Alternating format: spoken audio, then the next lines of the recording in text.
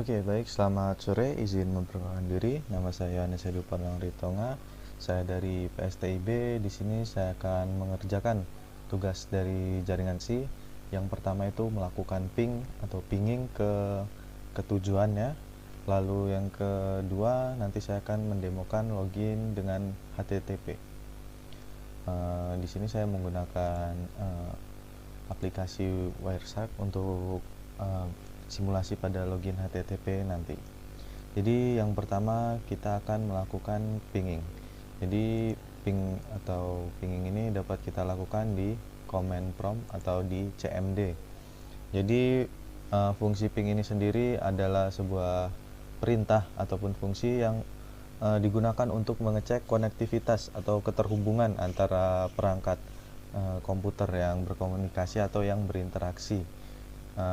Jadi misalkan untuk mengetahui bahwa dua komputer atau dua device itu terhubung atau tidak, kita dapat melakukannya dengan ping. Lalu untuk melakukan ping ini atau komunikasi, biasanya setiap perangkat itu memiliki IP atau IP address atau alamat IP. Jadi IP address ini adalah bisa dikatakan angka-angka yang ditetapkan untuk perangkat-perangkat yang terhubung dengan internet. Jadi jika perangkat terhubung dengan internet, maka dia memiliki IP. Lalu selain itu pada perangkat juga memiliki yaitu physical address. Jadi alamat yang menyatu pada perangkat terutama di lokasi pada memori. Jadi untuk physical address ini masing-masing perangkat memiliki physical address yang berbeda. Lalu pada ping ini juga terdapat beberapa komponen nantinya seperti MS dan jumlah yang diterima atau yang ditransfer. Maka dari itu untuk itu kita dapat coba tes terlebih dahulu untuk melakukan ping. Sebelumnya jika kita ingin melihat IP dari kita dapat mengetikkan IP config. Di sini dapat kita lihat pada perangkat ini memiliki IP address yaitu 192.168.43.206. Jadi mengapa IPv4 di sini? Karena pada jaringan ini saya menggunakan jaringan atau dari tethering dari HP. Jadi untuk IP ini saya cek tadi sama dengan IP di HP. Nah, lalu untuk mengecek keseluruhan atau detail yang lebih lengkap, kita dapat mengetikkan IP config /all. Nah, maka di sini akan tertampil informasi detail mulai dari wireless LAN. Untuk ini karena saya tidak menggunakan, maka di sini tidak tertampil. Dan di sini dapat kita lihat juga deskripsi dari adapter dari Wi-Fi-nya. Yang pertama di sini juga terdapat physical address yaitu 34 strip C9, strip 3D, strip 75, 5C, strip 60. Nah, di sini juga kita dapat lihat IP address yang tertampil tadi, dan di sini juga kita dapat melihat DNS dari server yang digunakan. Oke, selanjutnya kita akan coba untuk ping. Oke, jadi aplikasi yang saya pilih adalah aplikasi game. Jadi kita dapat langsung mengetikkan ping dengan domain.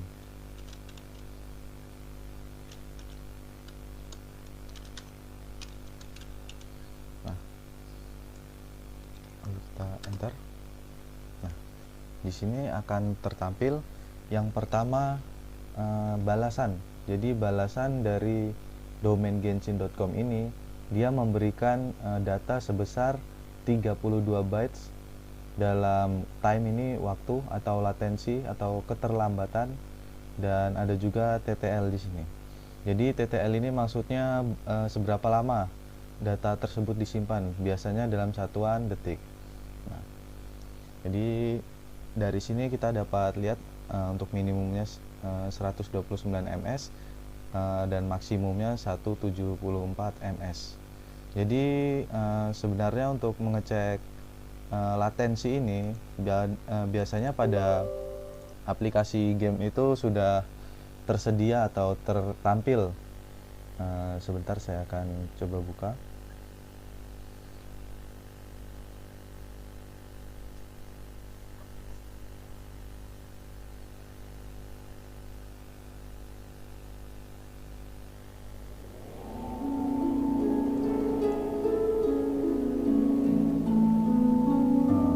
Sebentar.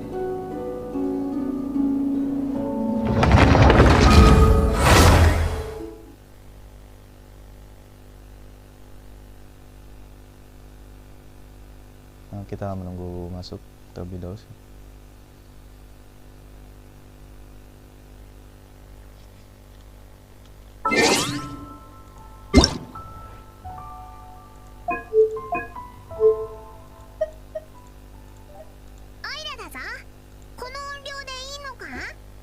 Nah, jadi MS tadi kita lihat untuk MS-nya itu berada di rata-rata 150. Lalu kita samakan dengan yang ada di in-game atau di dalam game. Dapat dilihat di bawah pojok kanan atas itu terdapat parameter MS atau latensi dari jaringan itu. Jadi semakin kecil latensinya atau semakin kecil keterlambatannya, maka data yang terkirim itu akan cepat. Sehingga apa dampaknya? Dampaknya pada media yang dikirim, misalkan pada saat bermain game, jadi semakin kecil pingnya akan semakin lancar. Makanya terkadang pada game atau aplikasi lain itu terdapat lag, yaitu latensi yang sangat tinggi, sehingga menyebabkan media yang dikirim itu bisa dikatakan patah-patah seperti itu. Jadi lag biasanya dalam game itu disebabkan oleh latensi atau keterlambatan yang cukup tinggi.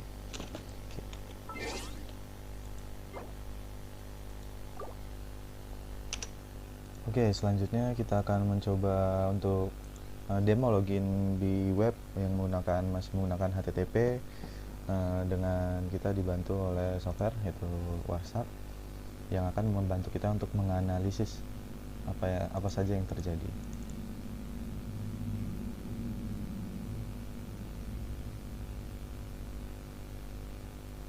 Oke.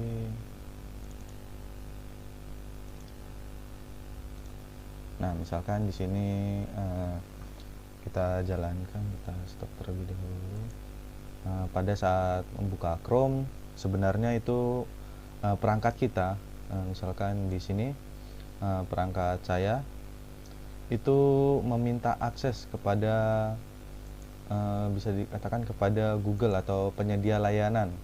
Nah, dia protokol itu atau penyedianya itu dalam bentuk QUIC. Jadi QUIC ini merupakan salah satu protokol dari Google dengan panjang atau panjang datanya, dan bisa dibilang ukuran. Lalu di sini juga kita dapat melihat informasi. Dan misalkan kita klik di sini, misalkan ini pada saat perangkat saya request dengan tujuan penyedia layanan itu. Nah, di sini maka terdapat keterangan dari IP address dari perangkat saya, yaitu 12. Kita cek terlebih dahulu. Config. Nah, sini terlihat. Nah, di sini sama dengan IP address milik saya. Lalu kita juga di sini dapat melihat yaitu physical layer. Jadi kita coba di config. Kita lihat physical address. Nah, di sini kita lihat physical address-nya sesuai, karena di sini yang request atau yang meminta layanan adalah yang berasal dari saya meminta ke penyedia layanan. Untuk kali ini tadi saya membuka Chrome. Nah, di sini tertampil physical address yaitu 349 C9 34 C9 3D dan seterusnya. Jadi sebenarnya pada saat kita sudah terhubung dengan internet saja di sini, maka akan memuat semuanya apa yang ada, apa yang dimuat atau apa saja interaksi yang dilakukan oleh komputer tersebut. Lalu pada contoh yang sama tadi, bentuk data yang dikirim adalah seperti ini. Jadi jika kita melihatnya dalam tampilan misalkan seperti ini ataupun seperti ini, sebenarnya yang dikirim adalah data seperti ini. Kita stop. Kita stop terlebih dahulu, lalu kita coba untuk login di HTTP. Nah, jadi untuk login HTTP ini adalah web yang bisa dibilang tidak secure atau tidak aman. Jadi HTTP ini merupakan aplikasi layer atau layer pada aplikasi yang akan mengirimkan atau bisa berupa media ataupun data. Jadi selain dalam bentuk HTTP, biasanya nanti ada bentuknya itu UDP atau UDP, dan biasanya UDP itu nanti protokol yang digunakan untuk misalnya mengirim video. Pada saat ini kita akan coba login. Kita mulai terlebih dahulu, lalu kita akan coba login. Nah, di sini disable please. Oh, jadi kita menggunakan username, kita menggunakan username tes, dan kita juga menggunakan sandi tes. Nah, coba kita login. Nah, lalu kita coba stop di sini dan kita cari di mana username atau sandi tadi. Coba kita filter terlebih dahulu HTTP. Kita lihat di sini sebentar. Nah, di sini sudah terlihat ya untuk proses login dari HTTP tadi dari web. Yang meminta adalah perangkat saya, yaitu dengan IP address menuju penyedia layanan. Jadi pada saat meminta, yang menjadi tujuan adalah penyedia layanan, namun pada saat receive yang menjadi tujuan adalah perangkat saya. Nah, di sini get login. Oke, kita lihat. Nah, coba kita lihat terlebih dahulu di sini.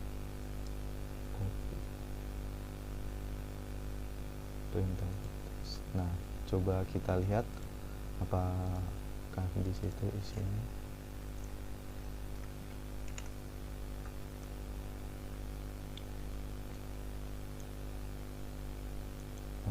Tidak ada, berarti bukan di situ letak sandi dan passwordnya. Untuk mencarinya pastikan di dalam protokol HTTP, karena untuk pengiriman dalam bentuk tulisan seperti itu biasanya menggunakan HTTP.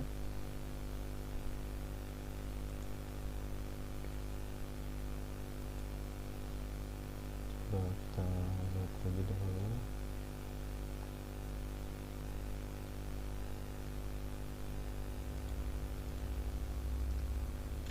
Kita paste. Oke, sepertinya buka. Kita cari lagi di mana lokasi dari passwordnya.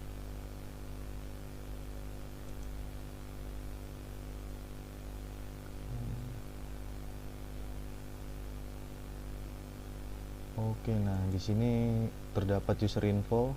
Kita coba buka.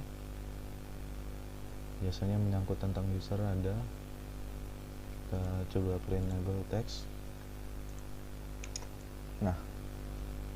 Nah di sini tertera host, yaitu dari test.php.fullnet.com dengan koneksi tetap hidup, dan panjangnya kontennya itu 20 dan berisi keterangan lainnya. Di sini saya kurang mengerti di sini apa.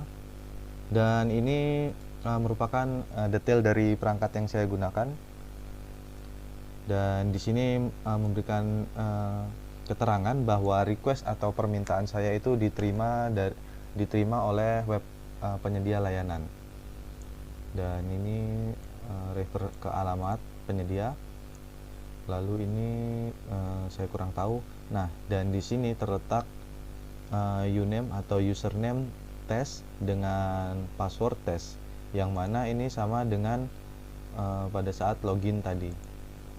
Nah, di sini tes. Nah, jadi disitulah kurang amannya pada HTTP berbeda dengan HTTPS. Misalkan, nah di vClass ini sudah menggunakan HTTPS dan di sini secure dan sudah dipastikan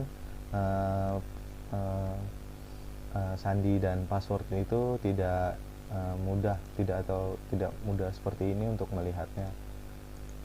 Nah, berbeda dengan yang di sini.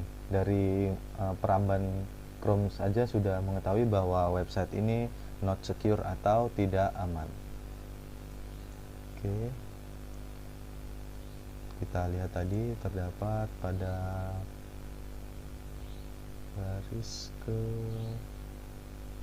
frame ke 149 mulai dari 1 sampai 188. Untuk username dan password terletak pada frame 149. Mungkin itu saja yang saya dapat jelaskan mengenai tugas ini. Lebih kurangnya saya mohon maaf. Terima kasih.